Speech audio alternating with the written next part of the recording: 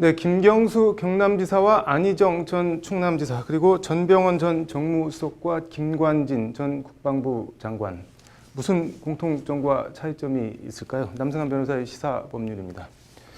변호사님, 이 네 사람 법정 구속 여부가 다 엇갈렸죠? 네, 그렇습니다. 안희정 전 지사의 경우에는 위력에 의한 성폭행 혐의를 네. 인정하면서 항소심에서 네. 징역 3년 6월 하고 법정 구속했고요. 네. 그다음에 드루킹 댓글 조작 관련 혐의 김경수 도지사의 네. 경우에는 1심에서 징역 2년 법정 구속했습니다. 네. 네, 반면 뇌물 등 혐의가 인정됐던 전병헌 전 네. 수석의 경우에는 1심에서 무려 징역 5년을 선고했는데 네. 법정 구속하지 않았습니다. 네. 또 군 댓글에 관여한 것으로 알려진 김관진의 경우에는 1심에서 이것도 징역 2년 6개월 선고했는데 법정 구속하지 않았죠. 뭐 똑같은 징역형인데 누구는 법정에서 구속하고 누구는 안 하고 이게 무슨 차이가 있는 건가요?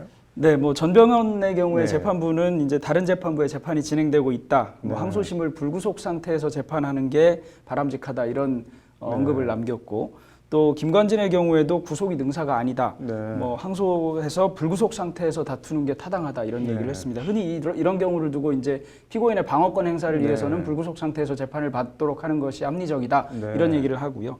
그런데 안희정이나 김경수 지사의 경우에는 별다른 네. 얘기 없이 실형을 선고함으로 그냥 구속했습니다. 검찰이 보통 영장을 청구하면 기각하든 발부를 하든 사유를 이렇게 밝히는데 법원이 이거는 뭐 법정 구속은 좀 다른 건가요?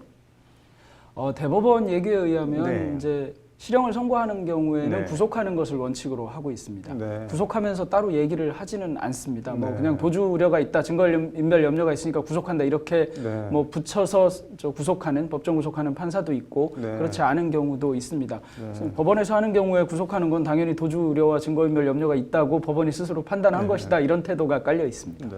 그럼 뭐 법정 구속이 당연하다는 건데 이게 왜 이렇게 논란이 되고 있는 건가요?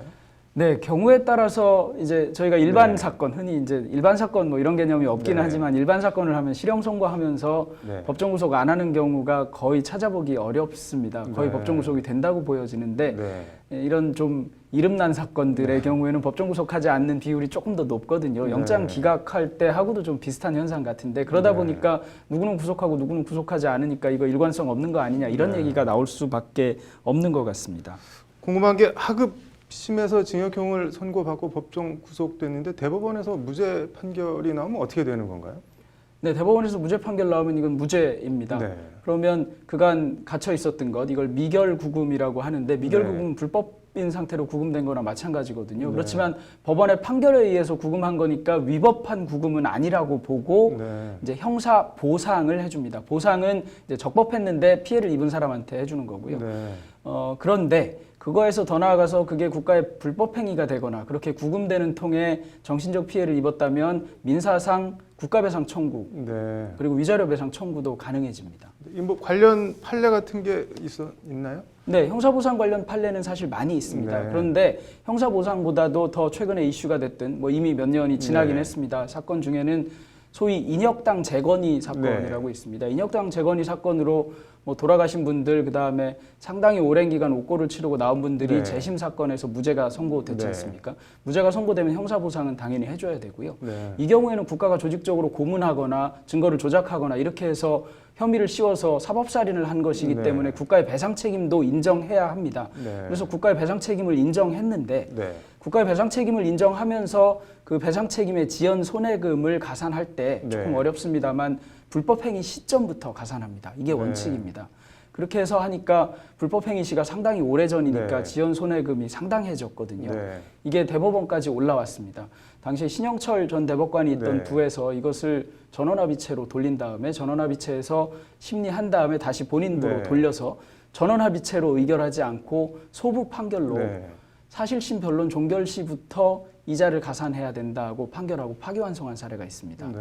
그러니까 이게 전원합의체 판결을 하지 않았기 때문에 이자를 불법행위 시부터 가산해야 된다고 한 대법관의 의견이 실리지도 않았고 네. 결과적으로 국가가 불법행위를 해놓고는 그에 대한 지연이자 기산 시기는 사실심 변론 종결 시부터라는 아주 네. 특이한 판결을 한 경우인데요. 그래서 어떤 문제가 생겼냐 하면 종국적으로는 그 손해배상을 받으셨던 유족이나 해당 당사자들이 받은 돈의 상당 부분을 돌려내야 되는 상황이 생겼습니다.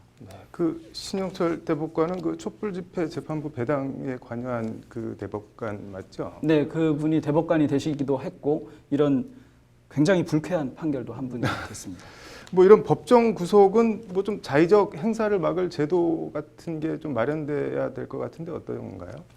네, 기본적으로는 항상 신뢰의 문제가 네. 있는 것 같습니다. 해당 판사가 판사를 신뢰하고 판사가 보기에 이 사람은 구속해야 될지 아니면 네. 그냥 내버려 두고 조금 더 방어권을 행사하도록 할지 네. 경우에 따라서는 법정 구속하지 않으면 오히려 합의가 되는 경우도 있어서 피해 회복을 네. 위해서 차라리 구속하지 말아야 할지 이런 것들을 좀 고려해야 하는데요. 그런 네. 거를 일일이 따져서 규정화하는 거는 사실은 더 어려울 것 같습니다. 네. 기본적으로는 신뢰 회복의 문제인데 이 신뢰 회복을 네. 해야 하는 사법부가 스스로 신뢰를 깨뜨렸다는 것이 네. 문제가 되는 것 같습니다.